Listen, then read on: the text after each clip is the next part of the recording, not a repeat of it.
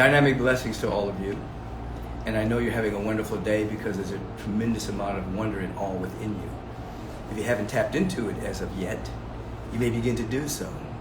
Just begin to notice your breathing and allow any sense of anxiety to dissipate at this moment. Any sense of anxiousness based on any kind of fear of a future scenario. And begin to come to an awareness that there's such beauty and such love, such power, such grace, such intelligence cradling you right now. And guess what? It wants to express through you. And guess what? It is you. We're going to have a wonderful conversation with Sean Stevenson. You may know him. Some of you may know him, and some of you may not.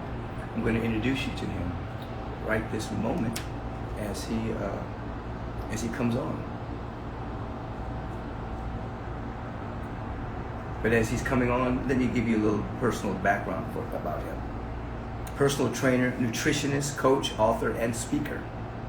He's been featured on ABC News, CNBC, ESPN, The Today Show, Men's Health Magazine, Women's Health Magazine, Muscle and Fitness Magazine. And he's an entrepreneur magazine, among numerous other media outlets. Creator and host of the weekly popular The Model Health podcast, designed to inspire its listeners to create their own unique model of health, happiness, and success, reaching millions of listeners. That's Sean Stevenson. I've had the opportunity to be on his wonderful program more than one time. Brother Sean, how you doing, man? I'm doing better now. How you doing? I was just giving folks your bio as we were reaching you. And you make everything sound better than it is. The Model Health Show, man, you're reaching millions of people, man. Yeah, it's powerful. I mean, I would have never in a million years thought that it would have the reach that it does. But I'm grateful. Because you didn't have the attachment to it, it was able to unfold greater than your imagination. That's right. That's right. I tell people, actually, the very first episode, when we stepped into the recording studio, I felt like I was speaking to millions of people, even though it was like 5, and it slowly became that. And that's how we have to roll. Now, for the few people who may not know who you are in my gang out here in the Agape Nation, listen, how did you get started? I mean, tell us a little bit about your background, because I want people to know who you are, where you've come from, what's influenced you to get to this point, and then we want to dive into some issues, some of them that you've been covering on your health show. Absolutely. And I usually don't even share this part of it because I'm with you and things have evolved like they have recently. I'll share this part. My life really shifted and I got into this field while I was living in Ferguson, Missouri. So I was living in Ferguson, Missouri, and very volatile environment. But I was going to school at the time. I was going to a university, the University of Missouri, St. Louis, and I would commute there every day. And I lost my health. I lost my relationships. I lost family connections. Like a lot of things happened at one time. And to make a long story short with this, when I was 20 years old, I was an aspiring college athlete as well. I was diagnosed with the so-called incurable spinal condition, this disc degeneration disease and spinal degeneration and degenerative bone disease as well. So basically arthritis of the spine and bones. And I went from running a 4.5 when I was, 15 years old to 16, breaking my hip out running at track practice. That was like the first onset, like of a warning sign to come. And of course, nobody stopped to ask, how did a 15, 16-year-old kid break his hip just from running? It doesn't make sense. But, it's called standard of care, which is here's some crutches, here's some anti-inflammatory medications, stay off the leg. There you go. Instead of asking what happened. Right. And so it all really manifested when I was 20 years old. I went from just this kind of nuisance of a pain to chronic debilitating pain. And I literally couldn't stand up without, and I kind of give like a example of like Thor hitting me with a lightning bolt and it goes down my leg. It was on a scale of 1 to 10, it was a 10, like literally makes me look like I'm a crazy person walking down the street when this jolt would happen. And so I stopped going out, I stopped standing up, and I spent most of my days for about 2.5 years sitting in my Ferguson bachelor's apartment, 1 bedroom, sleeping on the floor. All right. So that was where I was at. Now, here's where everything changed. Those 2 years, and thanks to your work, I got to like really bring out the questions I was asking myself. And I was constantly asking myself, why me? Why did this happen to me? Why won't anybody help me? And I was constantly pointing fingers and looking for somebody to basically save me. Some physician to tell me, you know what, those guys are wrong. Those other 4 doctors are wrong. This is curable. No one ever said it. And it all hit a head one night. I was sitting on the edge of my bed. I was about to take my plethora of medications just to help me to sleep at night. And this image just came rushing into my mind. I thought about my grandmother, whose picture is back here. But my grandmother, prior to living in Ferguson, prior to living in East St. Louis, I lived in this kind of like very beautiful life until I was about 7 years old when I moved into my, with my mother and stepfather. But my grandmother is just a house of love, a house of education, a house of certainty. We had rituals and routines. And I remember she just always really gave me this idea that I was going to do something special with my life. And here I was about to knock back a bunch of drugs just to knock myself out. And I'd given up and I didn't realize it. And in that moment, I realized that I've been giving my power away. And they kept telling me that they can't help me, but I still kept, you know, hoping that they would help me. And so I decided in that moment to learn everything I can about the human body, about physiology, kinesiology, about the human brain, about psychology. And I became obsessed in a good way. And long story short, about 6 weeks later, this chronic debilitating pain, I couldn't even sleep at night. It was gone. And I lost about 15, 20 pounds, which is not typical because over that time of doing nothing, I got fluffy. I'll just put it like that. I was very fluffy. You got a little plump, did you? A little plump. I was plump, Sean. And so that weight just came off of me. And it was 9 months later, I finally got a scan done. And I remember standing there with the doctor. He's like scratching his chin. He was like, what did you do? I've never seen results like this before. And basically I told him, but it flew right over his head, you know, and and of course talk about today what I did. And he said, whatever you're doing, keep doing it. And that's when I fired my doctor. And I went on to open a clinical practice as a nutritionist, write international best-selling books, you know, start a #1 health podcast in the freaking country, coming out of Ferguson, Missouri, and to have incredible friends in my life like you. Thank you. So this shift took place because of your grandmother's energy. Is that what you're saying? Something. Absolutely. Absolutely. That whole space of love and that whole space of where you used to live, you were able to have an encounter with that and then stabilize that frequency. Absolutely. I would put it exactly like that. It was the body follow.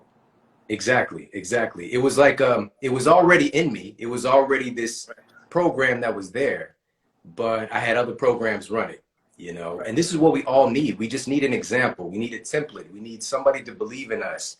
We just need to have exposure. And that's what I really try to do for citizens, you know, in this country, all over the world, and especially for children, and especially at times like right now. And there was 3 things I did, if I could share just in 60 seconds what I did. I want people to know who you are. This is powerful because I like speaking to people who, you know, who actually had an encounter, who actually made a major difference in their life. There's a lot of people out there that teach, you know, and they know things and they memorize things. But when you speak to people who've actually had the encounter, it's different. You know, you carry a certain gravitas because, you know, it's like talking to my boy, Joe Dispenza. You know, he was about to be crippled, you know, and other people that Mitchell May. There are people that I know, including myself. Once you have that encounter, you can't unsee it. And then your words carry a frequency because of the experience. So please share us the 3 things. Absolutely. When somebody tells you that you have an incurable condition and there's nothing you can do, and this is something you're just going to have to learn to live with, and you overcome that thing, it brings a certain knowing that you just cannot put into words. And I took that and I applied that with all of my patients I was working with who were oftentimes told the same thing. You know, you have stage 4 cancer. There's nothing you can do. You need to make funeral arrangements. You know, you have 400 blood sugar. There's nothing you could do. This is an incurable condition. Right. So what I did was it really embodied three specific things. One of them was kind of like unconscious, subconscious that took place. But I asked a different question, funny enough, and I asked, okay, they're saying that my spine is degenerating. What is my spine actually made of? My bones are degenerating. What are my bones actually made of? Just really basic questions. And so I dug into the research and start to find these compounds that I'd never really heard before. You know, when we think about bones, we think about marketing, which is calcium. Right. And there's like 20, 30 other things that are critical, some of them even more important than calcium that I just wasn't considering. Sulfur-bearing amino acids, vitamin D, vitamin K too. But so what I did was, number one was what I believe you call it right nutrition. Right. And so I was thinking about, okay, here's all these particular nutrients, and I was radically deficient. In the environment that I lived in, if I step outside my door, there isn't a Whole Foods, that's like in another city. You know, there's Lee's Chicken, there was Dunkin' Donuts, there's Papa John's, there's McDonald's, there's you know what I call that? I used to call that death row. That's the original death row. There it is. You have a plethora of fast foods. That's death row. And you're bringing up, I'm going to let you finish, but you're bringing up an interesting point. And that is when we look at the African-American community, who has a much higher rate of diabetes, cancer, high blood pressure, et cetera, et cetera, et cetera. The environment is a food desert very often. And the kind of nutrition that we need in the communities and Latinx communities as well just isn't there. Yep. So this is what you're describing. Yep. The exposure again, like I didn't even know there was anything else but this, you know. So you just called it death row. I was like, it was my blood sugar night. My blood sugar night was all messed up. All right. So that was the number one thing, is becoming aware of these things. And again, I happened to have some exposure. There was a girl that I happened to be talking to, a woman, and she was in chiropractic college at the time, and she took me to Wild Oats. You know, shout out to Wild Oats back in the day for a whole food scooped them up. And I was just like, what is this world? What is this juice? You know, all this stuff. And I would go to Wild Oats and just spend hours a day in there reading books, sitting at the counter, you know, and this was like, you know, going on about 20 years ago. And to have this in Missouri as well was very rare. There was one Whole Foods, one Wild Oats in the entire, and this is a very big city. So that was number one. I started to infuse my cells with all of these things I was deficient on. So that's number one. Number two was movement. I was afraid to move. And the worst thing that you can do is to do nothing when it comes to the body, because not only was my spine atrophying, everything else was beginning to atrophy. Right. And I just started where I was at, which was literally just walking, limping a little bit, but just walking. After 2 weeks, I started to like get on an elliptical machine, started jogging a little bit. Eventually I was able to pick up the weights. And I came across a study, and this study was actually done on racehorses. And this is like a $1 billion industry, by the way. It's super weird. But what they found was they were trying to increase the bone density of the horses, because if they break a bone, like that's tens of millions of dollars of loss. And so what they did was they had a control group of horses they did nothing with. They had a study group they gave supplements to. And then they had another group. And by the way, the study group, given the supplements, had an increase in their bone density. But the other group that they gave supplements to and walked the horses had an even higher increase in their bone density. You got to assimilate. You got to assimilate what you put in your body. If you're not moving around, the assimilation is less. Yes. That's what exercise really is. The word exercise is very similar to the word exorcise. Right. To get stuff out of you and also to assimilate. That's another thing. Exercise is really about assimilation of nutrients. So that was number two. And the third thing was once I started doing things differently in my day-to-day life, and this is a big quote that comes from my book, Sleep Smarter, a great night of sleep starts the moment you wake up in the morning. And little did I know the things that I was doing during the day were helping me to sleep better at night. My greatest nemesis at this time for 2 years was sleeping. And I would sleep maybe a couple hours here or there, but I was in so much pain. If I changed position, it would wake me up. It was a nightmare. And once I started, if you're not sleeping well, you're not healing well. And once I started to sleep, it was like a snowball effect. And so those were the three things, the three tenets that really helped me to go from, you know, the so-called incurable condition to completely reversing the issue and being able to impact the lives of millions of people. Right. And now you are a model health being. I mean, you recently had something happen with your body temple, and you regenerated. You used everything you knew already, and regenerated your temple back to a powerful level of fitness. When I was at your house, when was that? A month ago or so, when we filmed your program. It's a blur. It's a blur, Michael. Yeah, yeah. You were in great health. You're in great health. Yeah, And yeah. It was the templates there, you know. Yeah. And back 20 years ago, I injured myself from deficiency and from deprivation and from ignorance. And I injured myself recently, literally the first week of 2020, from a trauma, you know, from an impact, from something happening. And even your body's kind of like, there's always this seesaw effect taking place. There's things ebbing and flowing. And if one thing is off, the whole thing can come down a lot easier, you know? And that's the importance of like having our practices of meditation, of self-reflection, of introspection, of just being able to, because you can't really see a lot of times. We get so caught up even, and the thing is, I was working on my next book, just ravenous about it, so passionate about it. It's very difficult to write a book of this capacity with 700 peer-reviewed journals and stay healthy, you know? But because I felt good and I was loving what I was doing, I was still neglecting some of the laws of the body, which is like being at the computer. Even if I had a standing desk, I was going for it, just doesn't balance out. Right. So, yeah. Do you use those computer glasses that block the radiation from coming in your face? I got so many toys, Michael. I got all that stuff. I just ordered them for my staff. I make sure my staff has them, so because they're on the computer for a long period of time. Yeah. So the body. So you didn't neglect the body, but you were doing so much work. Yeah. That your body kind of rebelled a little bit. Yes. It's a different kind of stress. You know, like there's that stress of like, you know, there's maybe work stress, relationship stress, financial stress, whatever the case might be.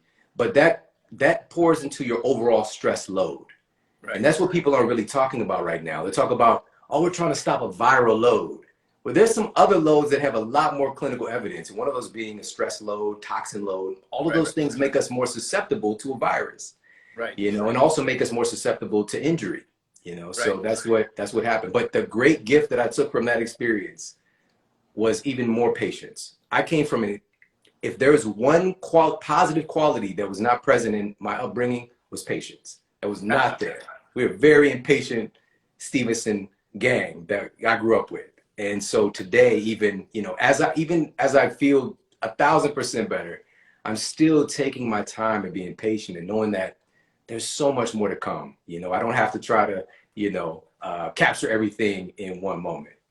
Well, it sounds like what you're describing is kind of being in a flow of being where you are moment by moment, rather than being somewhere in the future when everything's going to be okay. When you finally get the goal that you're working for, it sounds like you're in the moment and appreciating what you're doing right now, and allowing the outcome to form on basically what you're doing now. That's Zen. That's open eye meditation. That's powerful.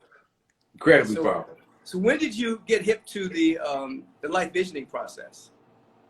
Wow, it had to be, when did you put it out? Because I'm thinking it's about 10 years ago. Probably, when I got it. Yeah, I know people are still getting hip to it now, and people are starting vision groups all over the world and things like that. But I know you had mentioned that you had stepped into that field. Yes, yeah. I'm thinking it was maybe about 10 years ago. It was whenever it came out, it was like when your favorite artist drops a new record.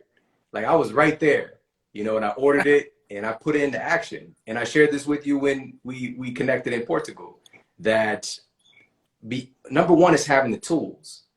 But number two is actually doing the thing. Like you provided such a wealth of information. I'm just a person who actually applied it. And I think so many of us, like we just start collecting all of this stuff, kind of like I have all these different gadgets, but there's a lot less application than we really should be seeing, you know, like, and I'm a big fan of like, maybe pick one or two people you're following and like really dive in, you know, read their books, listen to their talks. Don't scatter yourself so much. Like listen to somebody who's actually gone before you and done a thing and just do what they said and apply it. And then next thing you know, I'm going from Ferguson, Missouri to hanging out with you in Portugal. And like, it just blew my mind. That was beautiful. But yeah, I agree. Because I'm a big proponent and encourager of practice. You know, you can read all the books you want, but you have to find some basic practice that you integrate into your life, and nothing's going to happen. You know, and so people say, you know, what are the advanced teachings? I say, well, the beginning teachings is to understand the laws of the universe, to understand life visioning, understand meditation. But the advanced teachings are simply practice, because that's like exercise. That's where you assimilate. If you don't practice, you don't assimilate what you think you're believing, and you just become a part of a book club. You have all these metaphysical books and health books in your library, but that's not going to heal you. You have to actually practice what they're saying until it integrates into your system, and then you see the changes take place. You know, because people, they'll come up to me. I did a wedding for a friend of mine, and it was for her daughter. And so this guy was saying to her, is this Michael Beckwith from Agape? And she said, yes. He says, okay, this is his son? This is his brother? She said, no, that's him. She said, no. I'm not the person that started it, but this has got to be his relative, right? And she's saying, no, that's Michael Beckwith. She said, yeah, but he started that years ago. He should be like an old man by now. She said, no, that's him. She said, no, that's the same guy. That's the founder right there. He was saying, what? I don't believe it. You know, so he pulls me to the side and wants to know, you know, what my secret is. I said, I'm practicing what I'm teaching you. You know, I'm not doing anything special. I'm doing my meditation. I'm eating the best way that I know how in this moment. I'm supplementing my body. I'm exercising my body every day, at least 5 days a week. And this is what happens. You know, you slow down the aging process. You remain healthy. But the advanced teaching is practice, and that's basically where we're at. You know, you just said it, and I was just hanging on to your words. Practice what you preach, and that's the definition. And it's a thing because, unfortunately, a lot of people don't. Right. And so I like to give the analogy. If you think about Michael Jordan, right? He just had this big documentary come out, The Last Dance, arguably greatest basketball player of all time. Now, if my man has been practicing all this time, and he's just like, you know what? I got this.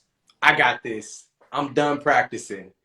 And then the finals come. And then, you know, the next season comes.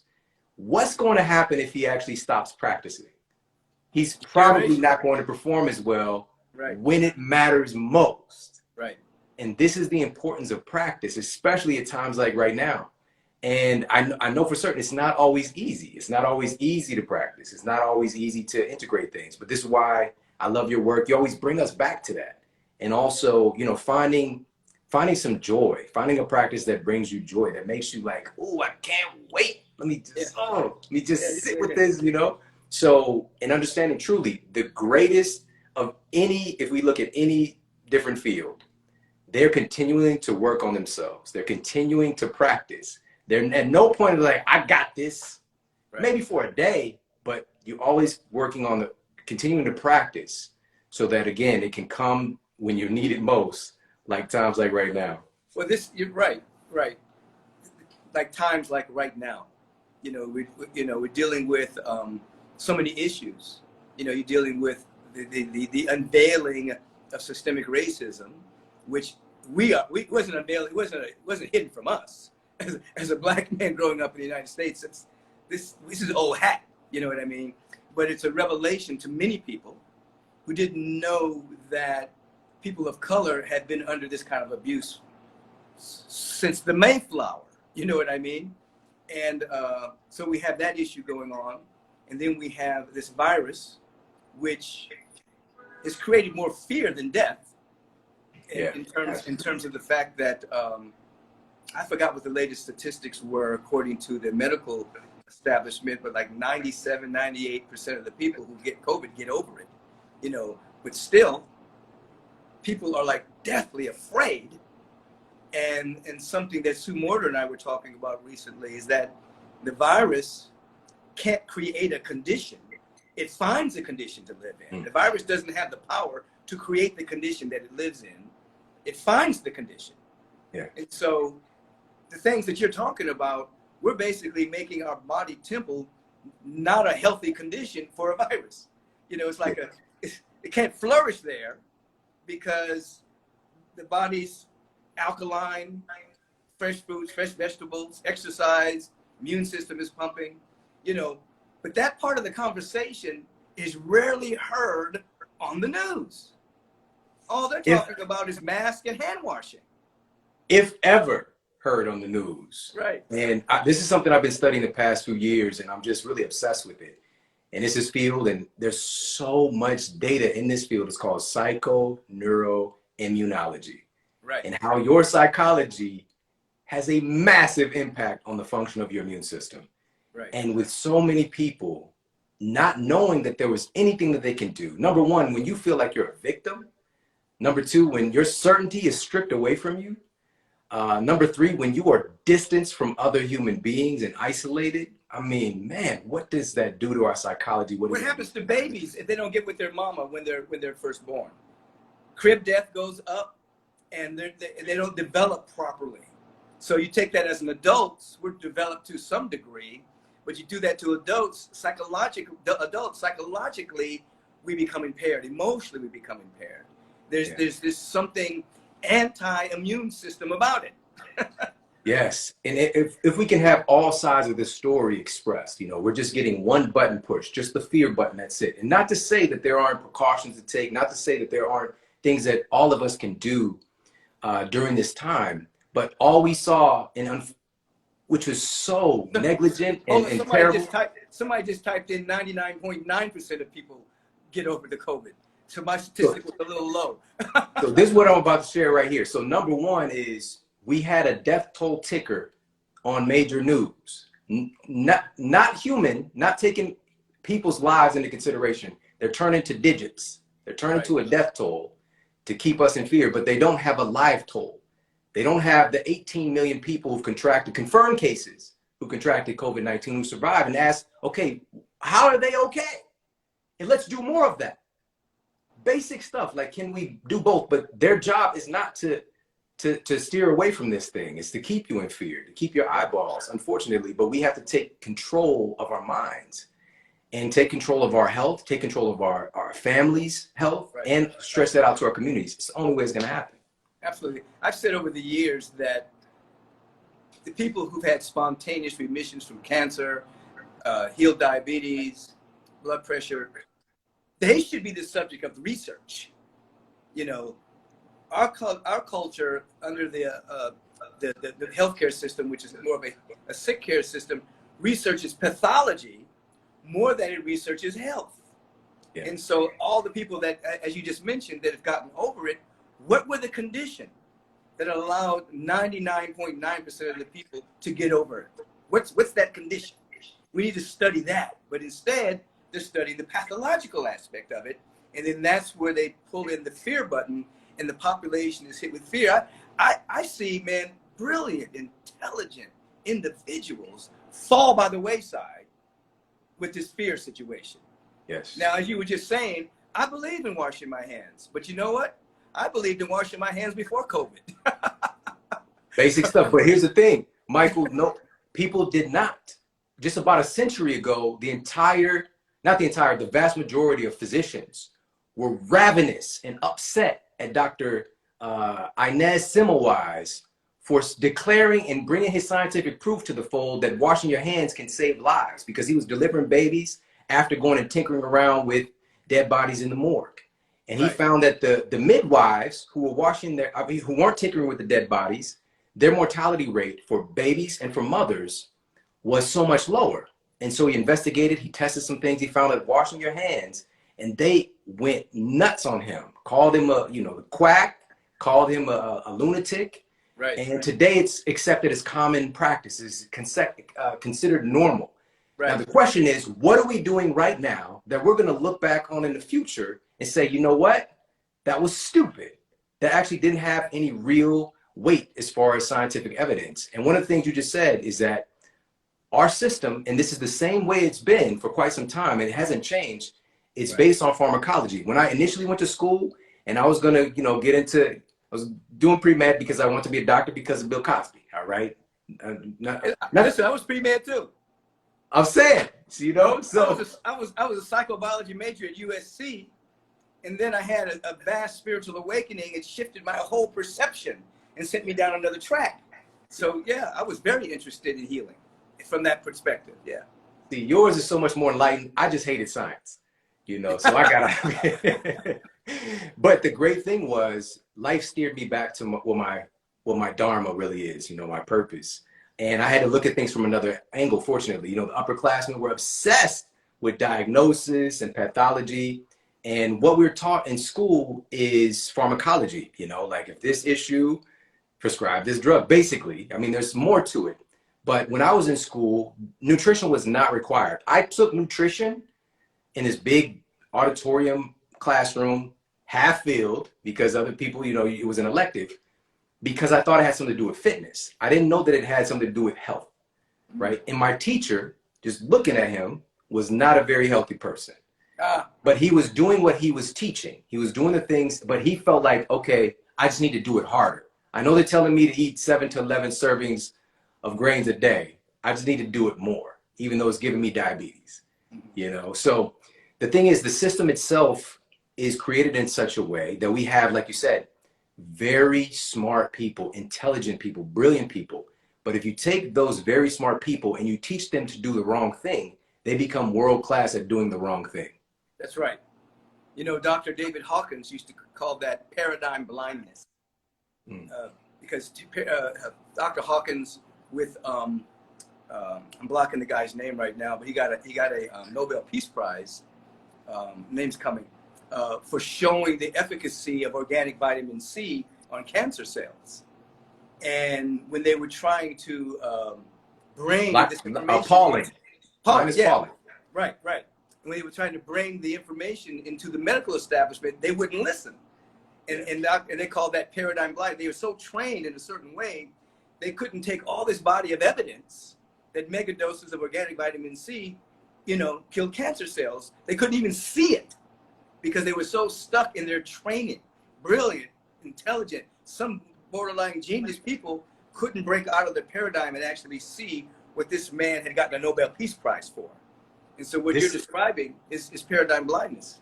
This sounds very familiar because the same thing is happening right now. There's a Nobel Prize winning biophysicist out of Stanford University named Dr. Michael Levitt, who's come out and talked about some of the rational points with COVID-19. And he's just been like, but the thing is it's a lot of like everyday folks, they got a degree from McDonald's University, but then they're like, the Nobel Prize winner's wrong. He's got some other agenda. Instead of like, let's take this stuff into consideration. And let me share with everybody, this is a very powerful gift I'm going to share. It's not easy, but it will free you. When I go into the research, I'm going in looking to prove myself wrong. Right. That takes a lot of courage. It takes a lot of willingness to do something like that. But my wife has trained me on how to be wrong. I'm good at it. So that makes me look right. That makes me look right to a lot of people because I'm coming into it looking for like, okay, let me find something to be surprised about. Let me find something to balance out this equation because it seems like it's very one-sided, or it seems like it's one-sided on this direction. Let me find something to bring it to a cohesive understanding for people. But sometimes you come into it and you find like, man, it is really, really, really over here on this side. One of those things in the context of COVID, the FDA has already fast-tracked and cleared a medication to target our natural killer cells. And one of the best studies that we have right now is that, and again, it's asking the question, how did the 18 million people confirmed cases, and one of the epidemiologists and also Dr. Michael Levitt, they know that whenever we have that number of confirmed cases, it's usually 5, 10, 15 times more people have contracted the virus in the population. So, but what we do know is that the natural killer cells are especially effective at killing coronavirus infected cells. And so they're looking through the lens of pharmacology instead of peer-reviewed evidence. So I'll just share one. I mean, I could share 20 right now. Right. Appalachian State University. I want you to share. I want you to share that. But then when interview is over, I'm going to get part 2 that I'll put on my app so people can see it. Absolutely. I put all this into an episode of the show too. So number 1, Appalachian State University did a study, and they found that simply going for a short walk, 20 or 30-minute walk, causes a dramatic increase in the production and mobilization of your natural killer cells. Just going for a walk. 20 but you walk. Can't bottle that. That's the problem. And it's accessible for all of us. But not only have we not been told this, we've been told stay in your house and be afraid. Again, you can take precautions. You can do this intelligently. But to deprive your body, your DNA, your genes expect you to do this. Your genes expect you to walk, to move. This is the number 1 thing we're designed to do. And if we don't have that evidence on the nightly news and just some so-called health official coming on and saying, listen, guys, we're facing a crisis as a nation. One of the most important things we need to do right now is to get our citizens healthier. The number 1 risk factor to dying from COVID-19 is having a pre-existing chronic disease. Right. Here are 5 things you need to do right now to help to reverse that disease or prevent it from getting worse. But that didn't happen. And it's been 6 months. I've been talking about this since day 1. I've been talking about this for 18 years. The system is not I'm right there with you. That is doing that. Yeah. And so I tell people this. If you're watching the news more than you're doing your spiritual practice, or watching the news more than you're actually doing something that's healthy for yourself, then you're bringing trouble upon yourself. You know, that you should watch the news cycle once, twice a day just to see what's up in the world of phenomena, you know, so you're alerted to what's going on. But most of the time, you should be doing exactly what we're talking about here, taking care of yourself, you know, doing some meditation, doing some prayers, studying, eating the proper food, walking around the block. You know, people are making fun of the extra COVID-15, like they gained 15 pounds during COVID. That's not funny. That's not a joke. It's real. It's real. I mean, basically, you know, I've said from the beginning that you want to say to yourself, the question you want to ask yourself is, who do I want to be when things not go back to normal, because they're never going to go back to normal that way again. Yeah. But who do I want to be as this thing progresses? Yeah. And then you begin to hear from the universe where you can grow. Yes. Health-wise, mentally-wise, emotionally-wise, physically-wise, so that you're actually becoming a better version of yourself, not a worse version of yourself during this crisis. Absolutely. And what's happened, and this is why I'm so grateful to have you in my life and to have this incredible community, is that it's up to us truly to shift the tides of things right now and to continue to walk in this direction. Because, and I've just been reviewing some of Malcolm Gladwell's work, a tipping point doesn't mean the majority. No. It just means a certain number of people manifest the right way of thinking and start to go, because everything has been directing us away from ourselves. Right. And so turning within. And so I just saw somebody ask, like, what are the 20? So I'll share one other thing. But I'm gonna have them on my app after this too. So I'll tell you how to get it. And this goes back. I'm also going to let you know about his program so you can go watch it. But tell them a couple of more. So this goes is encased in the point that I'm trying to make. And there was a study in any of this stuff that I talk about. You can double check me, please do. All right. So it's published in the peer-reviewed journal Stress and Health. That's a hell of a name for a journal. And they found that folks who don't cope well with stress, have dramatically lower production and mobilization of natural killer cells. Right. And what do you think's happening right now? Are we more or less stressed? Right. More. Are we eating more or less processed food? Far more. I did an entire show just dedicated. I went and looked up the numbers. How much ConAgra's making? How much General Mills is making? They're racking it up. Right. People are sicker than they've ever been. And then what happens is, okay, we're going to open some things up. People are just going to get sick. Not even from COVID necessarily, from this thing or from that thing, because we're less human than we were going into this. Stress, fear, the projection of worst case scenarios onto the future, sitting around, not getting any vitamin D, not getting any exercise, you did a funny thing. I'm gonna pick up on it later when I talk to you later. But you did a funny thing on mass. Oh my goodness gracious! That was hilarious. That was hilarious. Before we go any further, man, tell them a couple of names of a couple of your books and how they can see your program. Absolutely. So my first international bestseller is called Sleep Smarter, and I think it's translated in 20 languages now. We just did a contract for Lithuania. Shout out to Lithuania. But it literally started. It created the category of health and wellness books that are really dedicated to sleep wellness, that are popularized, because the conversation just wasn't popularized. And I was just at a loss because people was coming into my clinic and we've got them dialed in on their nutrition. We've got them dialed in on their movement. And I'm just like, right, why is your blood sugar not normalizing and this other person's is? And it took me about 5 years in practice before I asked the question, so how's your sleep? How's your stress? Right. You know, and once I did, it just, it blew my mind. And it's like, just a snowball effect took place for patients. And this is the thing. This is another important thing. I knew that people wanted to change. They wanted change, but they didn't want to change that much. So they want. You know, I know that. You know, I know that. So they want these different results, but not too much. So I went into the data and I was looking, okay, what are some clinically proven things people can do that they don't have to turn their whole world upside down to improve their sleep quality? And it's not sleeping more, it's sleeping better. Yes.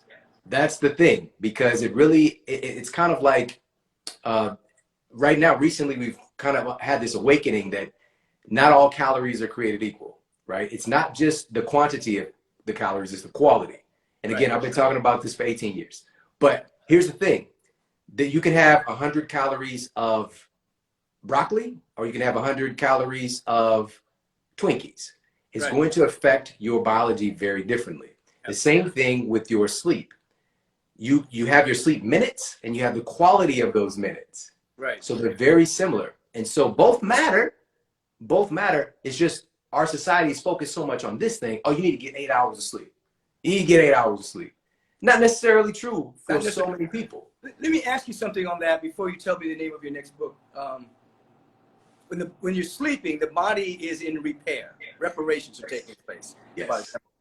But a person who's eating a good diet and exercising has less toxins to get out than a person that's eating fast food. So the person that's eating fast food might need more sleep, even feel more groggy because they're detoxing more, whereas a person that's eating clean and exercising and hydrating may not need as much sleep as that other person because there's less detox that takes place. Is that true? Absolutely true. Absolutely true. And there's a chapter in there, and I just went into it a bit, but in my new book, I go into it even more. And there is this category of good sleep nutrients. And so somebody might be pining, they might be doing all of these things right to sleep better, but a simple nutrient deficiency could be causing the problem for you. Right. So in Sleep Smarter, there's 21 clinically proven strategies to improve your sleep, all backed by science, all relatively simple. Some of them, you got to rip the Band-Aid off. Some of them are like little, you know, it's like a little Hello Kitty Band-Aid, little cute little Band-Aid you got to rip off. Some of it's a bigger Band-Aid, but we have to change in order to get the change. Sean, tell them about your show and how they can see it. Absolutely. So my show is called The Model Health Show. The Model Health Show. I'm so grateful to say it's been #1 in the country many, many times over. It's kind of like the Billboard charts, you know, stuff goes up and down, but we're always there hovering near the top of the charts in the country. And this show is something that's, and I'm so grateful for this because it's something that's dedicated to health and wholeness. It's something dedicated, it's making popular, it's making science fun. It's making these conversations permeate themselves into popular culture. And I'm so grateful for that. Tell me the name of your other book. So the next book coming soon, which I haven't even revealed this publicly yet. So I don't know if people, I don't even know if it's available for pre-order. You don't have to. You don't have to. We can save it. Okay. But we'll come back. Yeah, we'll come back. September, no, we'll come back. We'll come back. And September is when the pre-order starts for the new book. It is something special. And I will share this one piece.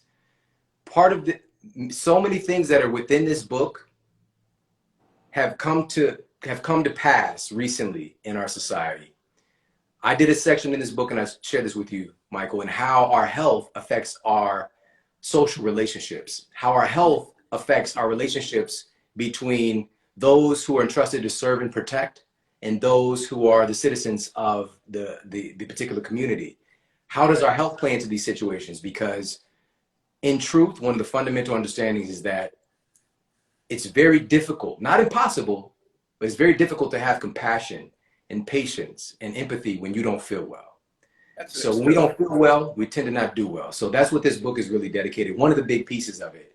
And all the studies in there have, some of that stuff has already come to pass, what we're seeing right now in society. Absolutely. Your worst self comes out rather than your best self.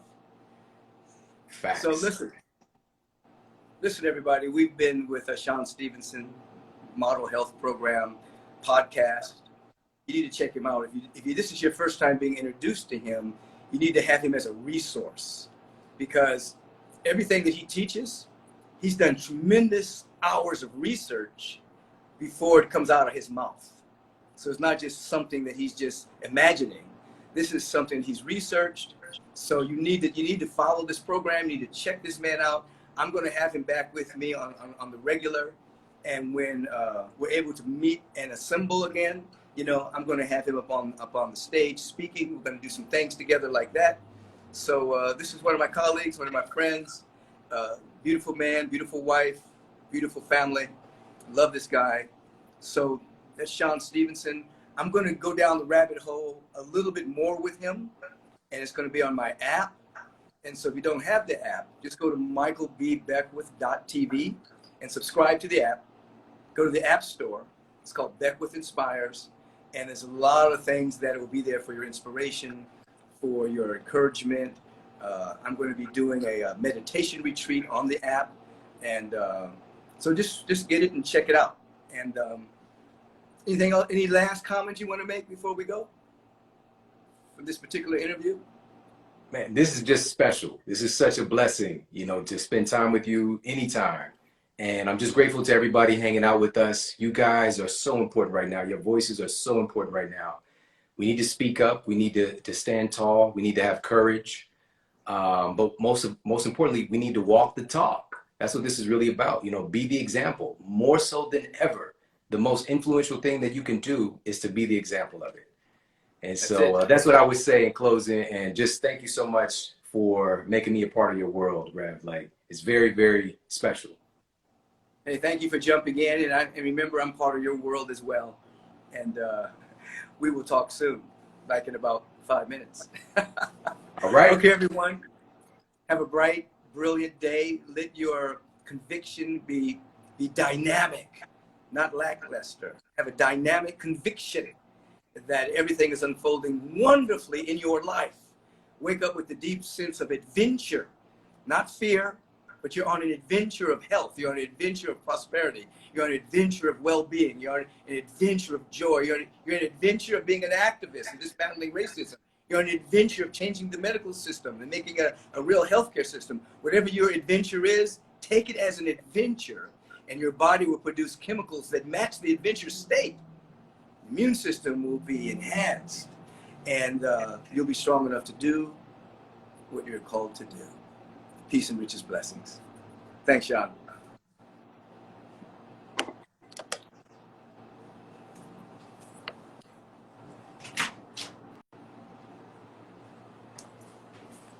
God bless you all.